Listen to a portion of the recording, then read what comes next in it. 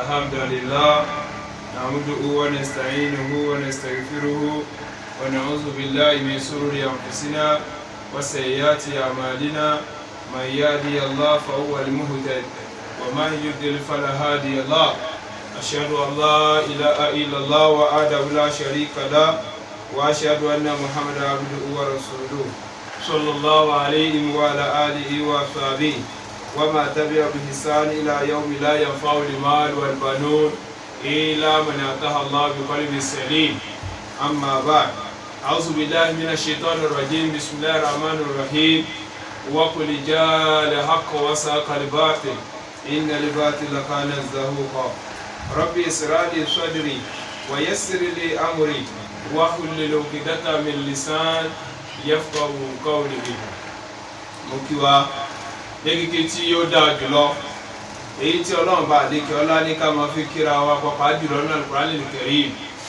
nínú Suratul Nisa chapter 4 verse 86 pé assalamu alaikum wa rahmatullahi ta'ala wa barakatuhu. Wa alaikum salam wa rahmatullahi ta'ala wa barakatuhu. Ìkẹ́ ọlọ́run ọlọ́run bá kọmọ bẹ́ẹ̀ mi àti ẹnì kọ̀ọ̀kan wa. Àmín. A dúpẹ́ fọ́lọ́run ọba. We give thanks to Allah subhanahu wa ta'ala. Ọba tó kára pé kí ọjọ́ tèmi kó bá a láyé. He who keeps us safe to witness this day. Kò kí í ṣe agbára wa. It is not by our power. Ó wọ ọlọ́run ọba ni. It is by His will. Ọba yìí. This Lord. Ó ti ṣe oríṣiríṣi nǹkan nínú ìṣẹ̀mí ayé àwọn kan. He has done many things in the life of others. Sọ́jà sí pé wọn ò ní máa rántí ẹ̀ láyé. In which those things are unforgettable for them. Bó tẹ̀ já sí kó dùn mọ́ wọn o. Whether it pleases them. Àbí kò tẹ̀ dùn mọ́ wọn. Or it doesn't. Wọn ò lọ́lọ́run mi. They have no option. They have no Lord. A dúpẹ́ fọ́lọ́run ọba náà. We give thanks to God. Ẹ mọ̀ ìyá mi nínú ẹ̀sìn wa. My dear brethren in Islam. Ètò wa lénìí. Our program today. Òun náà ni ìfọ̀rọ̀wá ọ̀kan nínú àwọn brothers wa lẹ́ni. It is the interview for one of our brothers. Tí Ọlọ́run kára pé kí wọ́n bọ́ sínú ìmọ́lẹ̀. In which Allah decreed him to be in the light. Látara àánú Ọlọ́run ọba tó lé wọn wá. It is through the mercy of our Lord that reached him. Former brother Ṣẹ́gun. He was former brother Ṣẹ́gun. Tí orúkọ wọn jẹ́ Muhammad Taofeeq. Who is now Muhammad Taofeeq now? Alhamdulillah. Praise be to Allah. Mo rántí. I could remember. Ní ọjọ́ tí wọ́n wá bá wa ní lecture. The day that he came to us in our public lecture. Ní oríta Sango. At Sango Junction. Ọjọ́ náà rèé bí àná. That day was like yesterday. Brother mú question mẹ́fà wá. Our brother came with 6 questions. But pẹ̀lú àánú Ọlọ́run ọba. But with the mercy and grace of Allah. Gbogbo ẹ̀ náà Ọlọ́run ní ká lè dáhùn. I answered all the 6 questions that day. Brother wa rí pé Islam lẹ̀sìn Ọlọ́run. Brother now saw that particular day that Islam is the religion of Allah. Wọ́n sì gba Islam. And he accepted Islam. So màá fẹ́ kọ́ kọ́kọ́ sálámà sí gbogbo àwa ilé. I would like him to introduce himself to everyone. Kí wọ́n sorúkọ wọn fún wa. He should tell us his name. Kí wọ́n sì sálámà sí àwa ará ilé. And he should say the peace of Allah to be on us. Kánà kó sàlékún dáadáa wa. May Allah increase his blessing on us. Náà brother Ṣẹ́gun, kí lorúkọ yín? Before I was called Ṣẹ́gun. But when the mercy of Allah reached me, I became Taofeeq. Alhamdulillah. Àyàgbé tóbi fọ́lọ́run ọba. Allahu Akbar.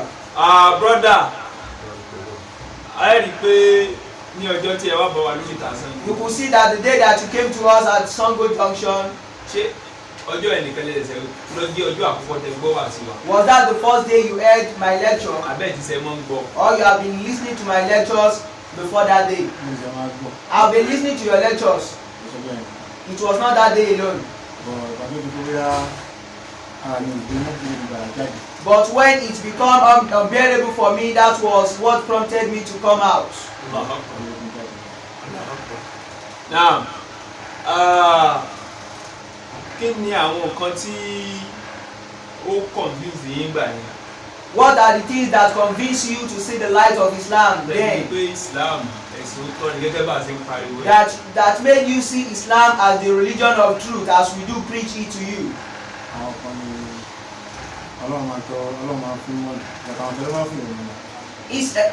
There are some people that Allah Himself led to see the right path, and there are some that others will show the way to them. I was someone that was very stubborn. But Allah says that He guides who He wills. If you could remember the day I came to you, we talked. And I said that when I get home, the verses you gave to me that particular day, where they pray in the Bible, where Jesus legs, you gave everything to me that day, and when I get home that I read it, I don't see that there are differences in these. Are those particular verses are in the Bible or not? And okay, I phoned you that particular night. And you told me that when it is time for the next lecture at Songo Junction, that I should come.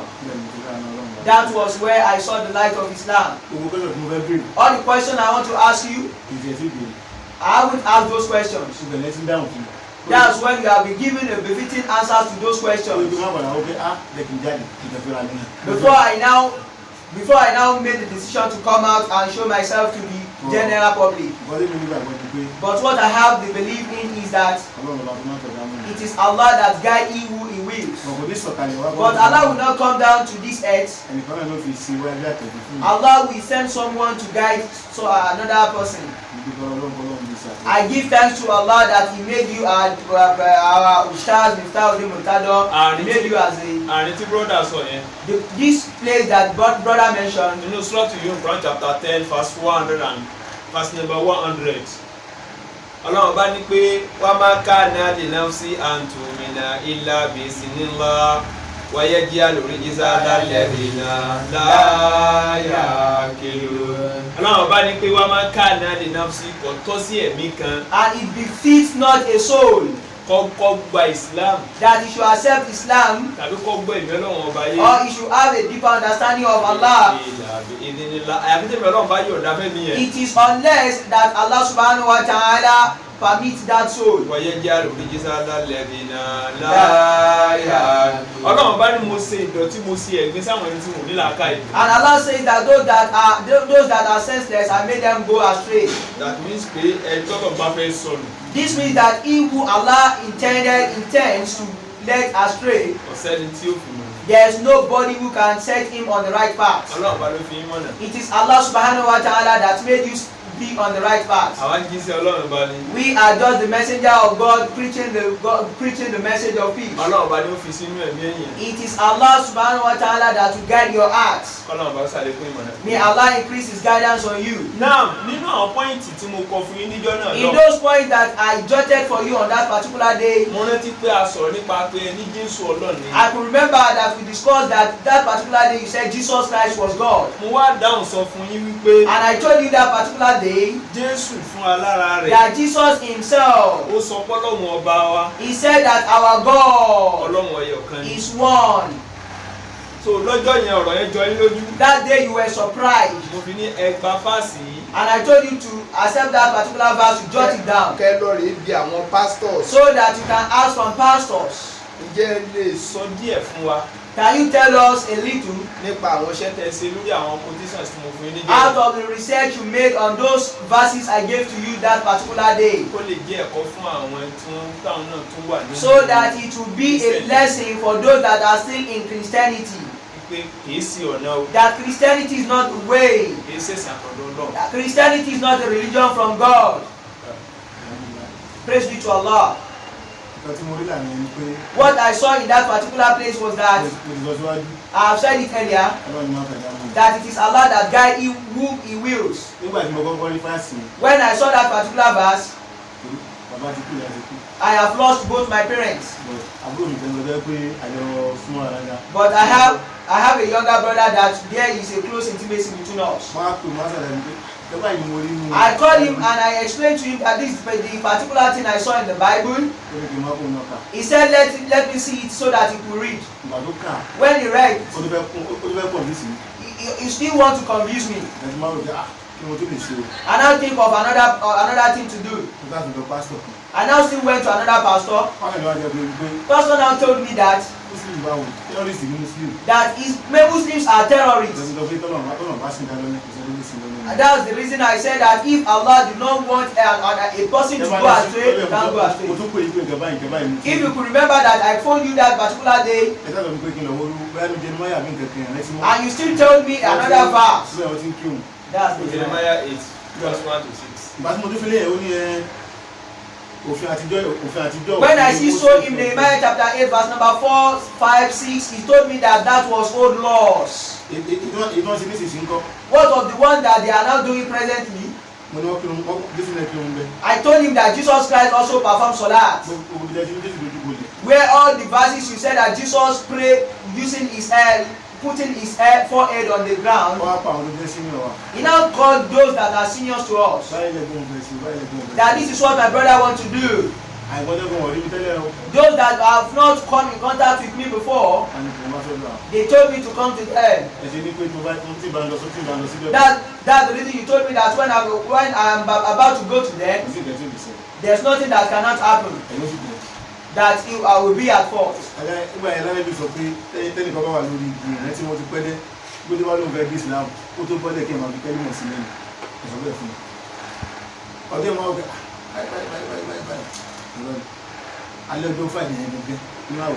night of Friday during the Ramadan, if you remember, I said that I want to become a Muslim. If you could remember. So many Praise be to Allah. Allahu Akbar. What our brother said on that particular day when he phoned me,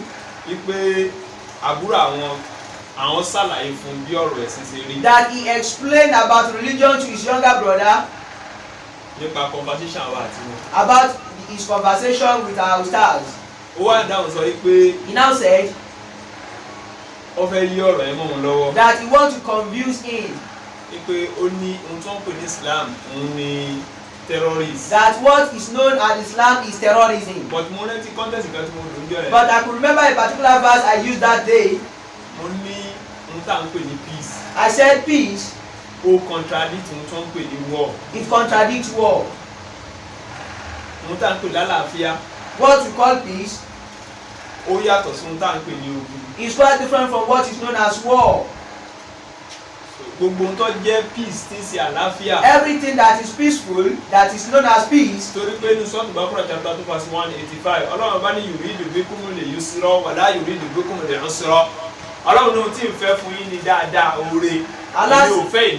Allah says, I intend easiness for you, not hardness.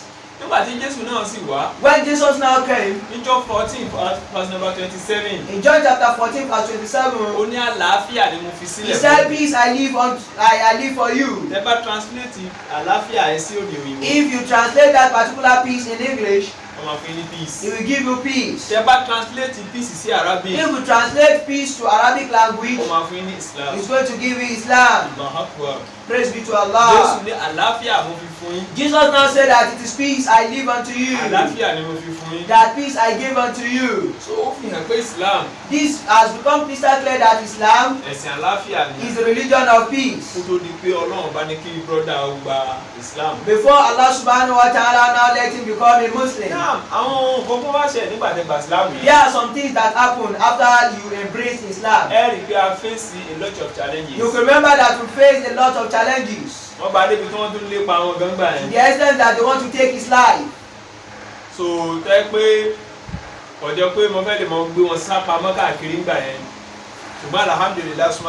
those times it's like I used to keep him in hiding so that they may not harm him. And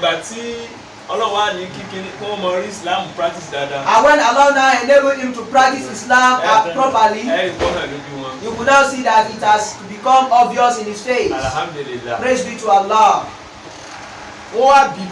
He now gave birth. And I don't used to go to ceremonies. I don't used to go to occasions. And he now told me to come. All the Christians, all his brothers that are Christians, all his younger brothers that are Christians, they were also present in that particular occasion. And there are different alphas. And when I alighted from the car and they saw me, they welcomed me warmly. All the alphas now told me that particular day that I'm going to give sermon. And they now told me that where you want me to do lecture is like it will be like a bombshell. Because I have been seeking for this precious opportunity. Because all those I want to address are already on their seats. I delivered a lecture on that particular day. Wallahi.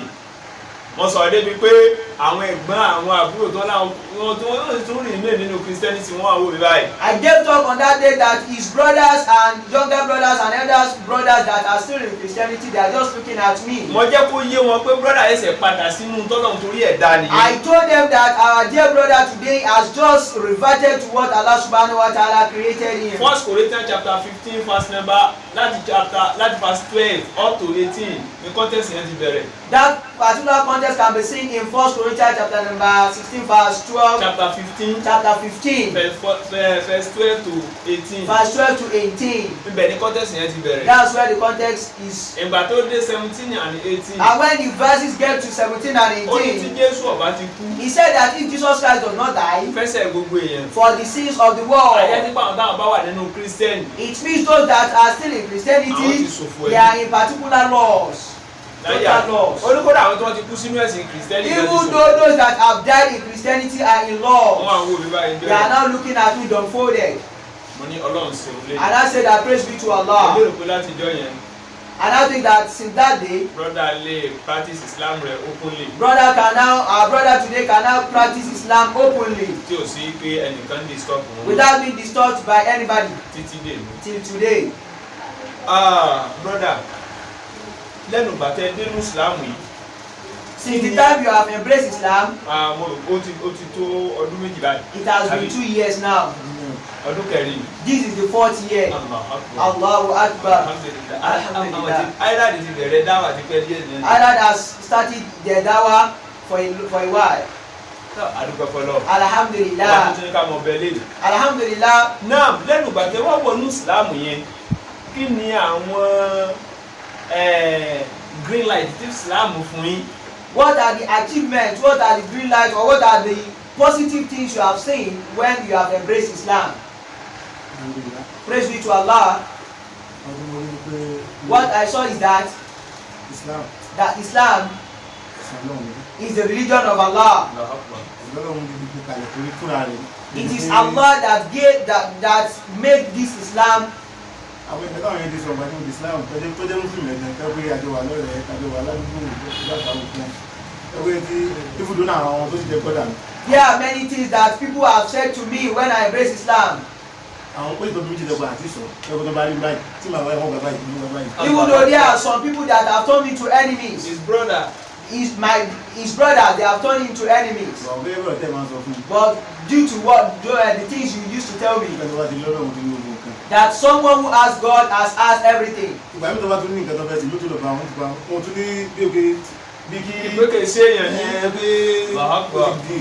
though if I go to them, they always see me as their ally, as their enemy. But Allah gave me an opportunity. When I perform salat, I have a free mind. Like there's nothing. Even though today before I came to this place, we are coming from the cemetery. One of my friends has died. And when we now cover him after the cremation of the cemetery, I'm now telling my friend that everything we want in this world, this is the end. This is where we are going to come. My friend now told me that the only thing, the best option for you is to face your Lord alone. That this is what it is the religion of God, your worship that will remain for you in your grave. káwọn kásìládá káni Christian bá ní kò sí tó káwọn kò lílé ẹni tó bá ti kú ó ti kú lẹ́yìn. And I see that Muslims that used to follow their brothers to the cemetery, they say that those that moved with the deceased body will be rewarded, but in Christianity, if you die, you die. There's nothing. There was a place in the Bible that said that don't pray for your dead brother. Unless his good works be with him. But Islam is not like that. If a person dies,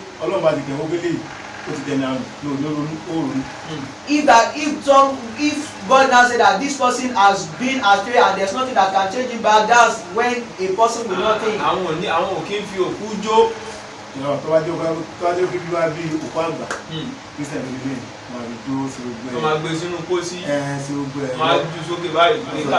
Christians will use their dead bodies to dance before they bury them. But if it is someone, an aged person in Islam, instead for them to dance and drum and sing with the dead body, the best thing for them to do is to pray for that person. It made me remember a day that I was having a conversation with one of my friends. That my friend, he went to theology school. When he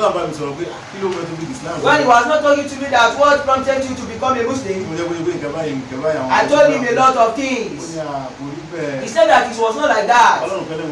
That we worship the same Lord. But I told him that we don't worship the same God. This is how they worship in Islam.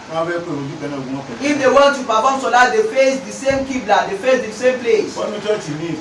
But in church, it's not like that. I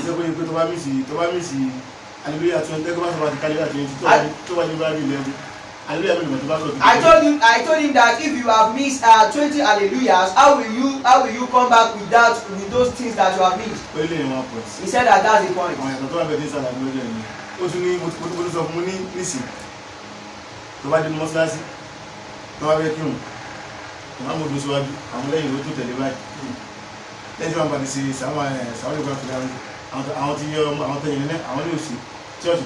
told him that when you get to the mosque, you will see the congregation of worshippers, they have the imam, and there will be people that will stand in rows and they worship in accordance with what the imam do. They will do it, but in church the case is not like that. He don't say that you don't understand, and I explained to him totally. If you give birth to 2 sons, and someone will respect you out of these 2 sons you have, I said that is Islam. And someone was talking to you quickly. And they say that God do this for me. God do this for me. Father, I command you. They said that they are the son of the. And it is a bad word. It is insulting for you to say that I command you, oh God.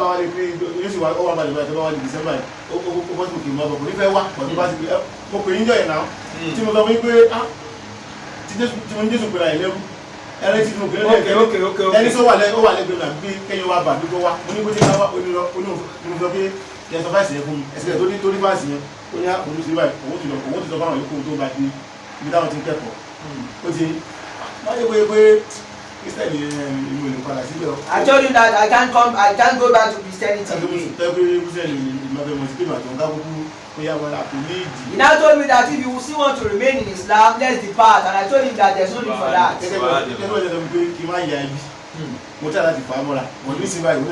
I tried to move closer to him. So he now moved to my family. That what was a particular thing given to this guy that made him have a stone-hearted. He said that he doesn't see any positive changes in his life. There's no car, there's no vehicle, there's no. My younger brother now told him that he should leave me. That he who is my younger brother, he don't disturb me.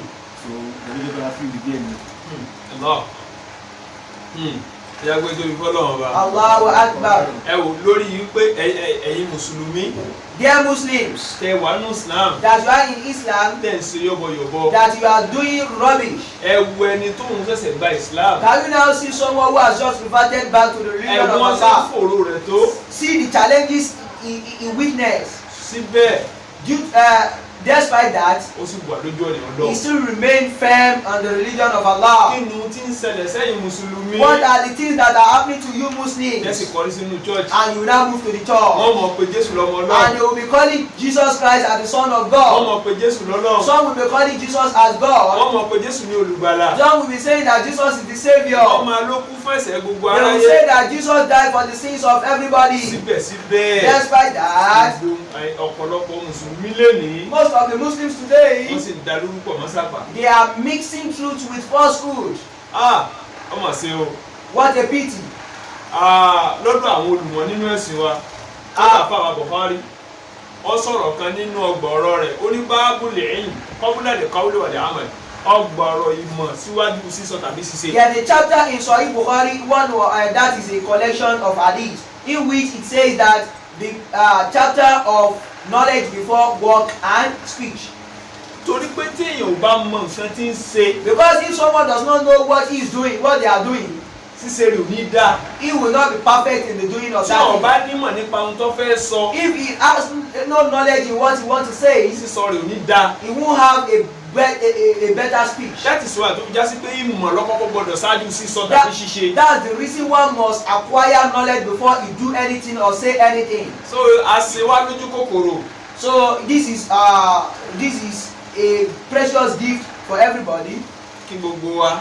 That everybody. Ká máa tẹ̀síwájú nínú mọ̀ that we should progress in the knowledge of this thing. Ẹ jẹ́ ká gbọ́ nǹkan tí brother wa ń sọ. Let's listen to what brother is saying. Báwọn tó jẹ́ alásùnmọ́ wọn ìyá kan bàbá kan. That his relatives, how they challenge him, how they disturb him. Ṣùgbọ́n síbẹ̀ wọn ò torí ẹ̀ padà kó ní Islam. But despite that, they still remain in the religion of Allah. Ọlọ́run bá ló fẹ́ràn yín o. It is Allah that loves you. Àbí Allah kó bá dúró tì í. I ask Allah to be with you. Kó bá fi lẹ́sẹ̀ rinlẹ̀. To make you steadfast in His deen. Ṣé rí àwọn nǹkan kan wà. There are some things tí mo fẹ́ kẹ́ gba àwọn èèyàn nímọ̀ràn. that I want you to advise others.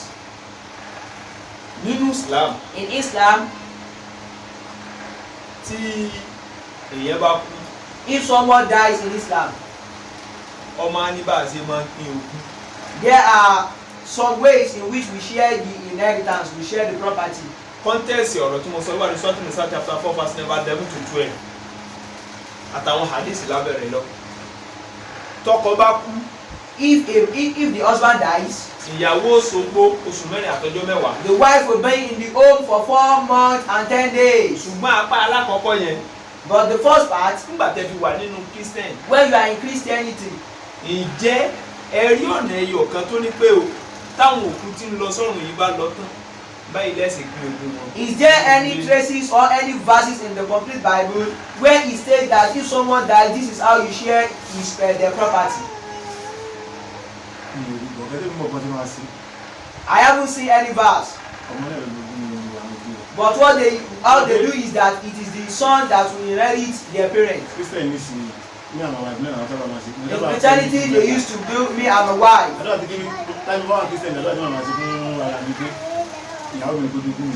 Had it been that I'm still a Christian, prayer I will be saying is that my wife and my children should inherit my property. But if someone that is rich, there is a will that he will do. It is what he will that he will give to his family. Bible does not give us any way or any point on how to share the property. Most Christians does not follow the Bible. They don't follow the Bible. They follow their thoughts. That just chant this particular song, clap this type of That means pé mo tọ́lọ̀ ń ṣe nínú Islam ń ṣẹ̀ríà kò sí yẹn nínú It means that the law that Allah subhanahu wa ta'ala gave us in Islam, there's nothing like such in Christianity. If we take a critical look at something, at the word Christianity or the religion of Christianity, man-made. It is artificial, it is man-made. It is man-made. It is something that is being organized. But Islam is the religion of Allah. It's not a religion in which someone will say, I want to follow my thoughts. Or we follow a particular pastor. This makes it manifest and obvious that Islam is the religion of Allah. Alhamdulillah. Praise be to Allah.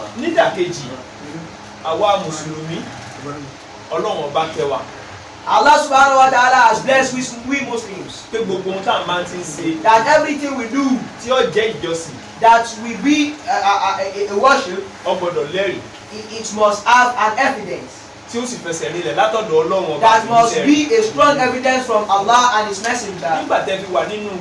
When you are in Christianity, is there any verses from the Bible where Jesus Himself called you Christians? In which Jesus Christ Himself said that Christianity is the religion I brought. Maybe in the Matthew, or Mark, Luke, or John. Out of the 4 Gospels. In the KJV, they said that the word of Christ is in red. Have you come across any particular verse in the Bible where Jesus said Christianity is the religion that I brought? What I want to say in this place,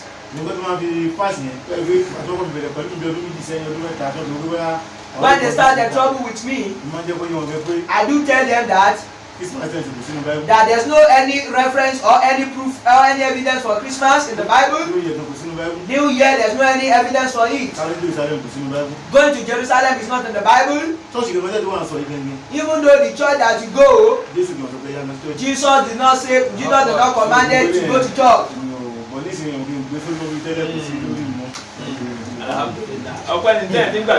Praise be to Allah. Brother said that he could not remember them vividly again. Blessings of Allah has been with you. Because the best thing, tí òdodo bá ti dé wàkúlí jẹ́ àlẹ́ suratul Isra Quran 17 verse number 81 wàkúlí jẹ́ àlẹ́ hakọ̀ wasa kalibatil inna libatil kana za'uba tí òdodo bá ti dé ọ̀dà kíró sálọ. Truth, falsehood will go away. So ìdí nìyẹn tọ́lọ́run bá fi sí orí ńlá fún yín. That's the reason Allah subhanahu wa ta'ala has given you the greatest gift. Ṣé ń gbàgbé irọ́? That you forget the falsehood. Tó òdodo sì jẹ́ ìmọ́lẹ̀ fún yín. And you improve in the truth. Now ṣé wàá rí nínú Islam tá a wà yìí? In Islam, gẹ́gẹ́ mo ṣe sọ lẹ́ẹ̀kan. As I said earlier, that everything we do in Islam has evidence. A máa ń lọ sí Mecca. We do go to Mecca. Ní gbogbo oṣù kọkànlá ọdún. Every 11th month of the year. Tí í ṣe oṣù Hijra. In the Hijri calendar. Ṣé wá rí Mecca tá ń lọ yẹn? Mecca that we do go. Àrẹ́rìí rẹ̀ ní Bíbélì. There is evidence for it in the Bible. Bí Isaiah chapter 2 verse number 2. Ó ní yóò sì ṣe. He said that it will be. Tó bá di ìgbà àgbẹ̀yìn. At the last day. Gbogbo òkè pátápátá. That all the hills. Ń gbé òkè yìí ga ju gbogbo òkè kékèké lọ. I will raise these particular hills more than every city. Gbogbo orílẹ̀-èdè. That every countries. Wọ́n mọ̀ wá wọ̀ síbẹ̀. They will now come to this particular city. Wọ́n mọ̀ wá sọ pé ará. They will now say that dear brethren, oh people. Ẹ jẹ́ ká lọ sí ilé Ọlọ́run. Let's go to the house of God. Inú sọ́tù Kùráìsì. In Surah Al-Quran, chapter number 106, verse number 3. Allah commanded that you should worship the Lord that owns this house. Imagine the same thing pẹ̀lú tí Bible náà sọ Isaiah chapter 2 verse number 2 pé àwọn èèyàn mọ̀ sọ pé ará ẹ jẹ́ ká lọ sí ilé Olúwa. That people will be saying that oh dear brothers, let's move in mass to the house of God. It's the same. They are the same. Méjèèjì yẹn wọ́n jọra wọn. They are the same, they are not contradictory. Ẹ̀dẹ̀rẹ̀ ṣùgbọ́n lénìí. But today, àwọn Christians, wọ́n lọ sí Jerusalem. they go to Jerusalem. Ẹ̀yà àwọn Protestants. Those are the Protestants. Àwọn Roman Catholic. The Roman Catholics, Àwọn lọ sí Rome. they go to Rome. Bible àwọn Roman Catholic contain 73 books. The Bible of Roman Catholics has 73 chapters. Títí àwọn Protestant contain 66 books. The Protestants have 66 books in the Bible. Ṣùgbọ́n èyí tó ń ṣe ẹ̀dùn kan ní tí wọ́n ti há ní the book of Deuteronomy and Apocryphas. Ó ti wà ní 83 books báyìí. But now it is now 83 books because the book of Deuteronomy and Apocrypha has been added. Now, ṣé wá rí nínú Bible àwọn Protestants? But in the Bible of Protestants, kò sí ní ọ̀nà ẹyọ kan. there is no a single verse. From Genesis to Revelation. From Genesis to Revelation. Tí Bible ti sọ pé kí wọ́n lọ sí Jerusalem. Where the Bible commanded them to go to Jerusalem. Kò sí bẹ́ẹ̀. There is not any verse in the Bible. Nínú àwọn Roman Catholic. In the Roman Catholics, include the book of Apocryphas and Deuteronomicus. including the books of Apocrypha and Deuteronomicus. Gbogbo wọn pátá kò sí ọ̀nà ẹyọ kan tó ń sọ pé káwọn Christian àwọn Roman Catholic wọn lọ sí Rome. There is not a single book or there is not a single verses in which he commanded the Roman Catholics to go to Rome. Imagine. Can you now imagine? Al-Quran ní padà sọ pé ká lọ sílé Ọlọ́run. The glorious Quran commanded us to go to Makkah, the house of God. Bible padà sọ pé ká lọ sílé Ọlọ́run. The Bible also commanded us to go to Makkah, the house of God. Ẹ̀dẹ̀ tún pè wá pa sí lọ́nà. And you are still telling us that we are not on the way. Ẹ̀dẹ̀ kùtà ló ń parọ́. Who is now the liar? Brother, kí lẹ rí sáàrin yẹn? What is your view in that point, in that area? Ṣé ohun tó lẹ́rìí ló fẹsẹ̀ múlẹ̀ láwùjọ èèyàn ni? Àbí ohun tí ẹ̀ bá fọgbọ́n orí ẹ̀ gbé kalẹ̀ ń la lè pè lọ́rọ̀? Can we follow what has evidence or the thought of human? Something that has evidence is the one should be followed, and we should leave the one which has no evidence. We should not stay long on that. Fine. Brother ti lágbọ́yé àárín yẹn. He has asked the deeper understanding of that particular case. Ọlọ́run ọba náà wá jẹ́rìí sí gbólóhùn tí wọ́n sọ yẹn. Allah subhanahu wa ta'ala now confirmed the statement of it. Inú Suratul Baqarah chapter number 2 verse number 111. وقالوا لا يدخل الجنة إلا من كان هودا أو نصارى تلك أمانيهم قل آتوا برهانكم إن كنتم صادقين. وقالوا Ọlọ́run bá ní àwọn Júù àti Kírísítẹ́nì sọ pé. Allah said the Jews and Christians says. لا يدخل الجنة إلا من كان هودا أو نصارى. Ẹ Mùsùlùmí. That all Muslims. Ẹ lè wà ní Jannah. You cannot enter paradise. Àyàfi kẹ́ jẹ́ Júù àbí Kírísítẹ́nì. Unless you become a Jew or unless you become Jews or Christians. Sílíkà àmániyuhum. Ọlọ́run ní èèyàn ní èrò wọn. Allah said that is their thought. Kul, tell them, sọ fún wọn. Allah now said, oh Muhammad, tell them. Àtùkùrù náà ní kùnmí kún tó sọ nìkejì. Ẹ mú ẹ̀rí yín wá tẹ́ bá jẹ́ lódodo. Bring your evidence, provide your evidence if indeed you are truthful. That means pé tá a bá fẹ́ sọ pé kí ní ìyá ọ̀nà ni. Which means if you want to claim that a particular thing is a way. A gbọ́dọ̀ dó lórí ẹ̀rí yẹn. You must stand on a particular evidence. Tọ́rọ̀ bá ti di pé ẹ̀mí mímọ́ ní darí wa. If it is now become that we follow the Holy Spirit, it is Holy Ghost that control us. Èṣù ti jókòó ti ẹni yẹn. Devil has sit with you. So kò ní ìdíkọ̀sẹ̀ mọ́ sọ fún ẹ pé ẹ̀mí èṣù ó kò lára ẹnìkan. There is no need for you to tell us that Satan should depart from anybody. Torí wọ gangan fúnra ẹ. Because you yourself. Onídìgbọ́n gbàdúrà fọ́kẹ́ ní èṣù ọjà rẹ̀. You need total deliverance, original deliverance. So kọ́lọ̀ kó sàlékún àgbọ́yé wa. May Allah increase his guidance on us. Now brother, inú mi dùn láti rí yín lórí ètò wa lẹ́yìn. I'm elated to see you here to bring you to our platform today. Ṣẹ́rí Islam. Islam. Ó máa ń fún ìyẹn ní iyì. Islam gives prestige to someone. Ó máa ń fún yẹn ní orúkọ tó dáa. Islam gives good names to everybody. Ó máa ń fún yẹn ní ipò tó dáa. Islam gives good status to everyone. Ó máa jẹ́ kéèyàn jẹ́ àgbà èèyàn lórí ilẹ̀. Islam makes someone to be someone who is significant on this particular earth. Ó máa ń sọ̀yàn di ẹni ńlá níwájú Ọlọ́run. Islam makes someone to be a great person in the sight of Allah. Nínú Suratul Mujadala Quran chapter 58 verse number 11. Ọlọ́run yá ifá wulẹ̀ ní iná amanu minkum walladhina utul ilma daraja. Ọlọ́run yá ifá wulẹ̀ ní iná amanu minkum. Àwọn tó bá jẹ́ mùmínì ẹ̀dẹ̀ Ọlọ́run nígbà yìí ṣe tó yẹn. Gbogbo àwọn tó bá jẹ́ mùmínì. Allah says those that are believers among you. Báyé ṣe tóbi tó. In the entire universe, as big as it is. Ẹni ó bá jẹ́ mùmínì. Anyone who is a believer. Ní ọ̀gá jùlọ dùn ní Ọlọ́run. We have high status in the sight of Allah. Ó wà ní walladhina utul continuity conjunction. Yes.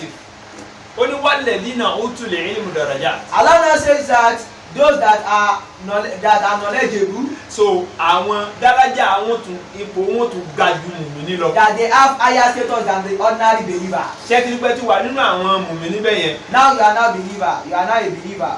Abi Allah subhanahu wa ta'ala kó mọ́ ìyọ̀sẹ̀ yín sẹ́yìn. I ask Allah subhanahu wa ta'ala to make you steadfast in this particular religion. Mo fẹ́ kẹ́ rárá bá mi fura síbì kan. I want you to take note of a particular Nígbà tí place. mo fi lọ sí church. When you do go to when you used to go to church. Ẹ rí i pé ǹjẹ́ ó rọrùn fún yín rí lẹ́ẹ̀kan? Is it possible for you Kí pásítọ̀ mọ sọ̀rọ̀ lórí ọ̀tà that pastor should be preaching on the altar táwa mùsùlùmí bá ń ṣe wáàsí? when we Muslims are doing sermon? Alhamdulillah, ẹ rí i pé tá a bá ń ṣe lecture àmọ́ fáyé tó yẹ lẹ. We do give room for question and answer during the time of our lectures. Bẹ́ẹ̀ ni tó bá yẹ pé ní mọ́sálásí la bá ṣe And lecture. even though if it is in the mosque that we do lecture, A tún máa sọ pé ẹ wá béèrè nǹkan tó bá rú yín lójú. we tell people to ask questions. Nítorí pé inú Suratul Anbiya Quran 21 verse number 7, Suratul Nahl chapter 16 verse number 43, fas'al ala dhikri in kuntum la ta'lamun. Ọlọ́run ní pé lọ béèrè lọ́wọ́ àwọn ẹni tó mọ̀ nígbà tí wò bá mọ̀. Allah says that you should ask from those that know when you know not. So àwọn mùsùlùmí máa ń ṣe yẹn. We Muslims always do that. Ìjẹ́ tẹ bá ṣe sáfíìsì nínú church. During the service in the church, Bóyá pásítọ̀ mú fásì kan nínú Bíbélì láti fi ṣe. whether the pastor just speak a particular verse in the Bible to preach to you. Ìjẹ́ láǹfààní láti béèrè lọ́wọ́ pásítọ̀ yẹn pé bóyá ohun tó sọ yẹn ọ̀rọ̀ kan rú yín lójú mẹ́. Do you have the opportunity to pose any questions to the pastor at that particular time or after his lecture? The question you ask from me, I'm elated. May Allah increase. May Allah let you spend a long life. May Allah make you. May Allah make the examples of you on people like you many on the earth. If we have any of you. Ọ̀rẹ́ mi tó jókòó ní bàtí kára ìwà kára ní sákìláta fún àtàwọn abẹ́ olùkọ́ ká ní níwá tí wàá gbà yẹn tó pọ́ sí òkìtì bẹ́ẹ̀ ni ọba ti máa ṣe lẹ́tọ̀ báyìí. Ìwà yẹn àbá yẹn bóyá Christian ló wà ní Muslim ó ti wọ́n lọ Muslim kẹ́tọ́ fẹ́ fẹ́ gbà yẹn ìgbà yẹn àti wà ní bóyá bí secondary school ẹ̀mú bí ẹwà mi tó bá ìdínkù náà.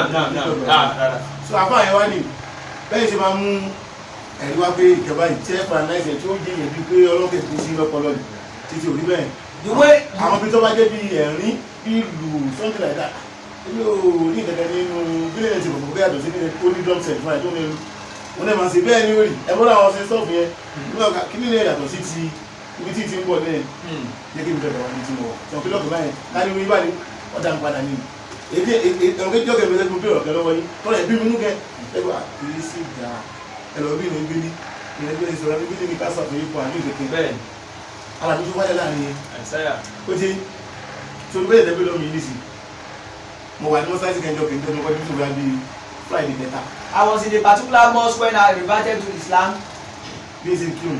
When I was performing Salat. Máàmù yẹn wà wájú. The imam was in front. Ṣé ọmọ kẹ́kẹ́ ṣẹlẹ̀ o? I don't know what happened. Ó ti yé mi ní ṣùgbọ́n gbà ẹ̀kọ́ yé mi. Then I don't understand, but now I've comprehended it. Ṣé máàmù yẹn pé ó gbé kìlẹ̀ mi jàbí lẹ́gbẹ̀ta náà àwọn ọmọ tó lẹ́nu ṣe ṣùgbọ́n ní láì kí ní kẹ́. When the imam made a mistake, the member of the congregation called his attention to the mistake. They say Subhanallah. Even though I was about to leave the mosque. That it was not like this in the every mosque, every masjid that I go. But in Christianity, it is what the pastor do. It is what the pastor say that the members of the congregation will obey. If the pastor say they are going to drum for 30 minutes and there's nobody should dance, nobody will dance. The church that I go in Lagos, you will laugh. No evidence. Okay, there is evidence there. So they call it Act of Covenant. They said Act of Covenant.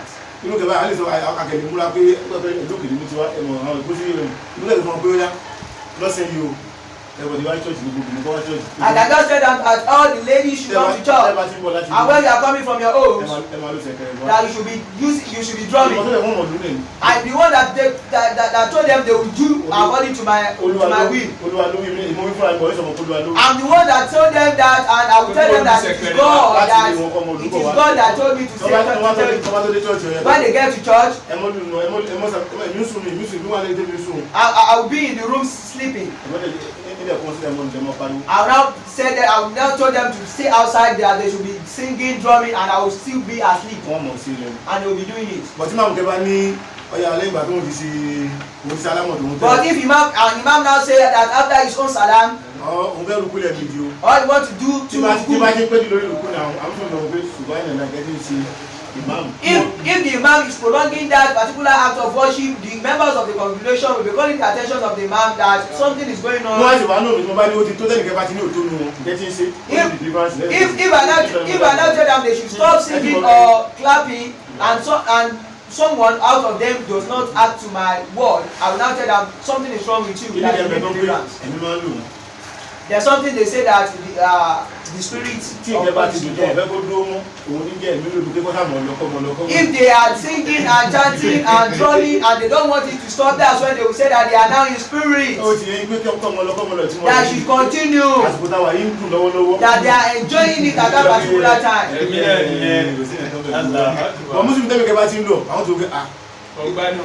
In Islam, if you say that in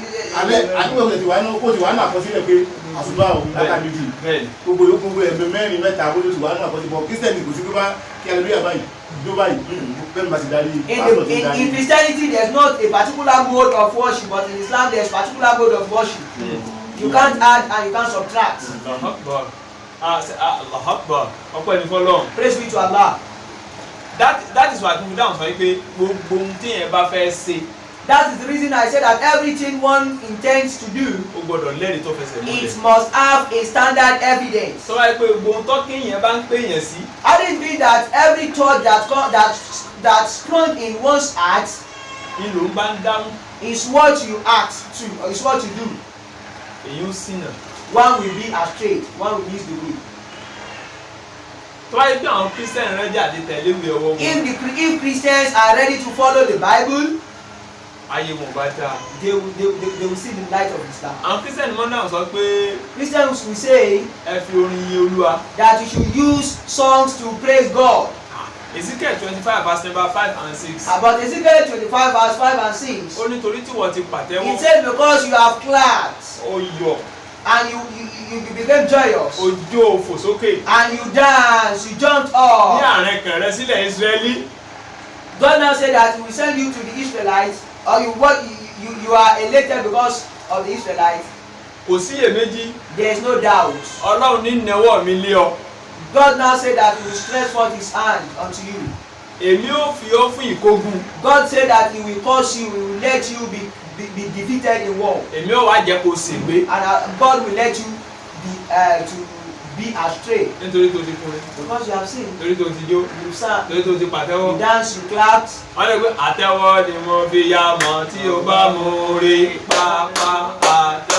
So they will now be chanting, they will be clapping that it is because of the clap. These areas, you should not take the seat. There is no any religion that all the messengers and prophets of God brought except Islam. It is only Islam they brought. May Allah increase His guidance on us. In continuation, we Muslims, when we are about to go to the masjid, that we want to perform salah, we do perform ablution. And if we take a critical look at performance of Surah Al-Ma'idah chapter 5 verse number 6, Surah An-Nisa chapter number 4 verse number 43. Ọlọ́run bá ní pé ìsákúmùtù ìlàsọ̀ láti fágbísùlù ojú wà fún. Ọlọ́run bá nígbà tẹ́ bá fẹ́ lọ kírun. Allah says when it is time for you to perform salah, ẹ wẹ ọwọ́ yín. That you should wash your hand. Dé kókó. To the arm. Ẹ wẹ ojú yín. That you should wash your face. Ọlọ́run ní ẹ fomi pa orí yín. Allah says you should put water on your head. Ọlọ́run sọ pé ká wẹ ẹ̀rí. Allah says put water on your head. Ká fomi wọ. Torí mọ̀ pé ká fi omi wẹ. Nígbà tó ní pé fágísùlù ojú wà fún wà ìdíyà fún. Ó ní ẹ wẹ ọwọ́ yín ká wẹ ẹ̀yìn. Allah says wash your hand. Wash your hand ká wẹ ojú wa. Up to the arm. Ká wẹ ẹsẹ̀ wa méjèèjì. Wash your feet. Ṣùgbọ́n ní ká fomi pa orí. But he said you should put water. Ọlọ́run mọ̀ dábọ̀. On the head. Ó mọ̀ pé tá a bá wọ sọ́tọ̀ dá báyìí. Tá a bá bu omi. Tá a fi bó ṣe ní ká wẹ ọwọ́, ká wẹ ojú, ká wẹ ẹsẹ̀. Allah knows that when we now dress up properly and we put a lot of water on the head, He will know that we will be stained and we will be drenched with water. Ọlọ́run wá ní ká kẹ̀ fi pa orí. That's the reason Allah said we should just put a little amount of water on the head. Náà tí túmọ̀ sí pé àánú jọ́sìn fọlọ́run nìyí. The interpretation is that we are about to worship God. Tá bá lọ wo nínú Bíbélì náà. If you take a critical look at the Bible. Ẹ̀rí gbogbo àwọn ànábì tó ṣáájú. You will see that all the prophets that has came before. Àwọn náà ṣe kí ni? Wọ́n ṣàlùwàlá. They perform ablution. Exodus chapter number 40 verse number 31 and 32. Mósè òun náà ń ṣàlùwàlá. Moses also performed ablution in the book of Exodus. Aaron òun náà ń ṣàlùwàlá. Aaron also performed ablution. Again, so tó ẹgbẹ́ tó ń bá fẹ́ lọ sínú àgọ́ láti jọ́sìn fọ́lọ́run bá. That's when they are about to go to the temple to worship God. Wọ́n ṣe pẹpẹ kan tí wọ́n mọ́ tómi ti wà bẹ́ẹ̀ tó yẹ pé òun wọ́n fi. There is a particular place they made for the purpose of ablution. Fine. Ǹjẹ́ tẹ̀yin bá fẹ́ nígbà tẹ́ fi wà nínú Christian? When you are in Christianity. Tẹ́ bá ṣe tán tẹ́ fẹ́ lọ sí church. When you are about to go to church. Kí ni àwọn ohun tí Bíbélì pa yín láṣẹ pé kẹ́ ẹ ṣe kẹ́ ẹ tó jáde lọ? What are the things the Bible commanded you to do before you go to the church? Gẹ́gẹ́ bí ẹni tí ń lọ jọ́sìn fọ́lọ́run ọba. As someone who is about to worship God. Tí ó sì fi ju àwọn ẹni tó ti láyé ṣáájú. That will do the worship and in resemblance with those that have come before us. Nígbà yẹn. I don't think there's any verses in the Bible that stipulate that we should do ablution before we go to the church.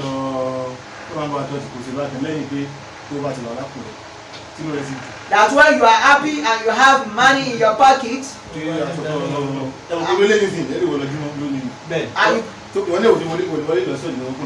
the way I'm dressed, I can't go to church like that, but I can go to mosque.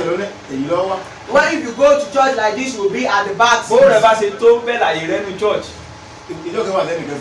There was a day someone told me that there's a mosque in Shaki, that they have there are several people that have permanent seats on the roof. I said that it was a lie. I should try.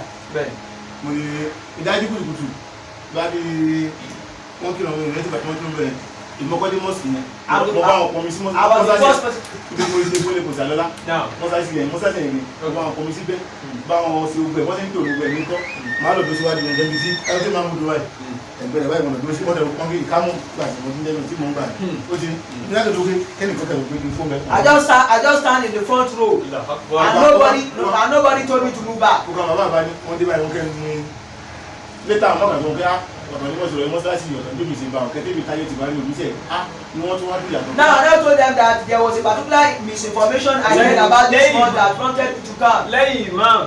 It is only imam. Ọ̀sẹ̀ tó tún ní àyè mọ́sálásí. It is only imam that have a permanent place in the mosque. The imam now told me that if they waited for me like 5 minutes and they don't see me, another person will take over. But in the church, I have not witnessed any situation like that. If you don't have money, you can't be a deacon.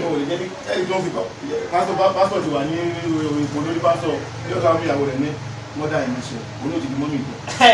in Israel. The pastor will now make his wife the mother in Israel.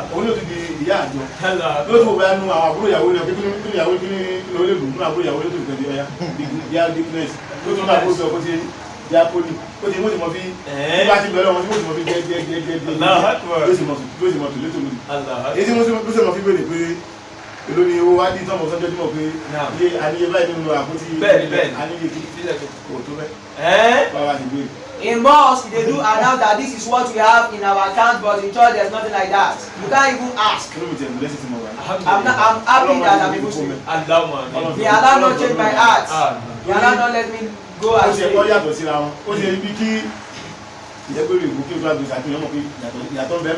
There's difference, like if you stay in London and you stay in Shaki, there's a Christian. Ìlú tiwa náà sì dá o.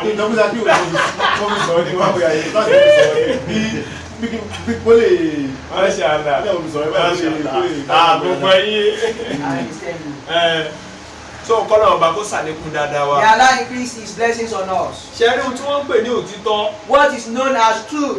Àlàáfíà máa ń bá èèyàn tí máa ń sọ. One will be peaceful and healthy when one follows the truth. Tí èèyàn bá ń parọ́. If one always lie.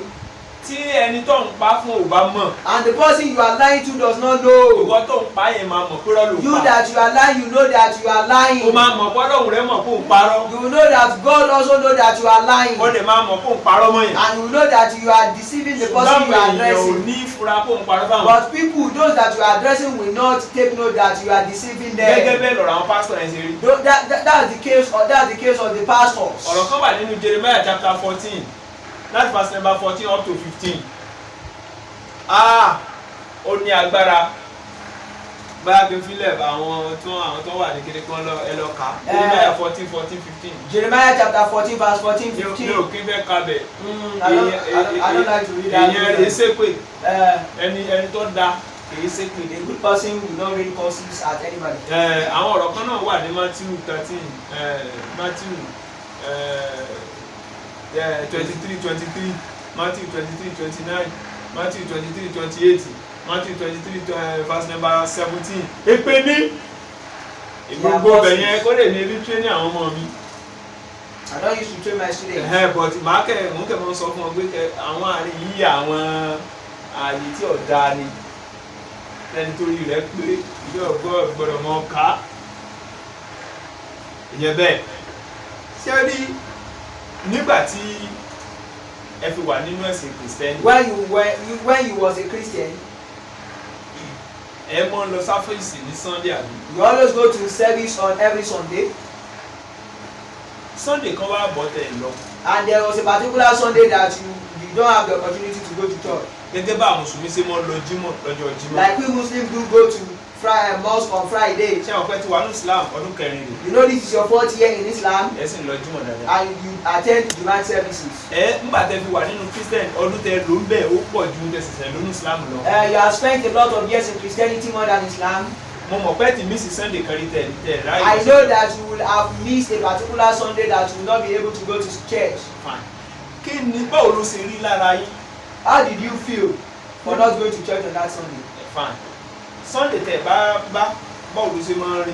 Àti jímọ̀ tẹ́ fèdí tẹ́ rí kígbà tẹ́ dé ní Islam báwo ló ṣe rí lára yín? How do you feel if you fail to go to attend church on any Sunday, and when you become a Muslim now, maybe by chance you don't go to mosque on Friday, how do you feel?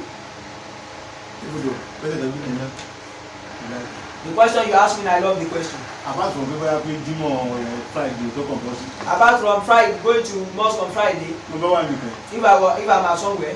Ìdí bóyá wọ́n pè wọ́n gbọ́. Tí wàá ní chance láti lọ kí òní. And I heard the azan being pronounced, and I don't have the chance to go to mosque at that particular time. Ìmọ̀ kí wọ́n pè tí mo bèèrè lọ ibi báyìí ní ilé ìjẹ́dọ̀ ẹ̀fẹ́ bẹ́ẹ̀ ẹ̀gbọ́dà kí ilé tẹ̀lé gbọ́dà sí báyìí sí báyìí. Kí wọ́n dùn mí lọ́kàn mi yàtọ̀. It always pains me. That they are calling us to prayer and I don't answer.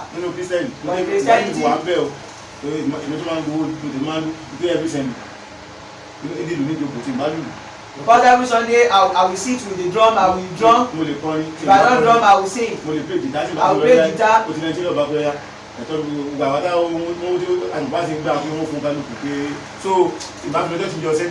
I don't go to church on any Sunday, I don't have money to take back, because I know if I get to church, I will have money.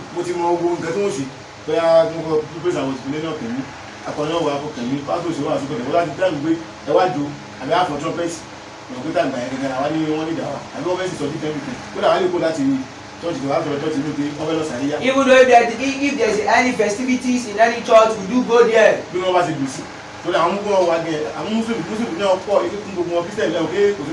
Muslims will come, masqueraders will come, do the meeting together. Because as they pay, that's when we will be moved and be motivated.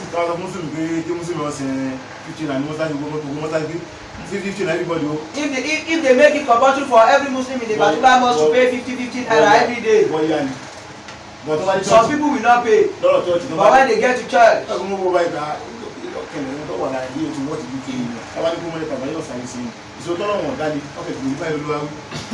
if the pastor command anybody that to bring 100,000, immediately he will. So also again, if you have been a Christian, it is only when Allah subhanahu wa ta'ala wants you to see the light of Islam, that's when it will make you a Muslim. In this world, the Bible has also mentioned it.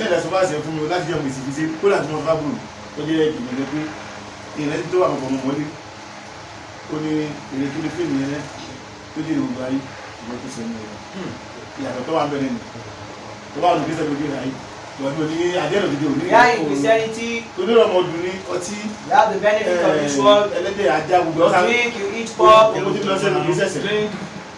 drink alcohol, you drink alcohol. So hard. But there are prohibitions in the glorious Quran in which he prohibits eating of swine, eating of alcoholic drinks. Pastor Gido sì sọ pé tó bá kú báyìí lórí ọ̀rọ̀ báyìí lọ́rùn lórí o. Pastor will not tell us that. But the main concern about pastor is how the church will look fine and how the pocket of the pastor and the pastor himself will also look fine. And how he will take a good care of his family too. And everybody will be happy.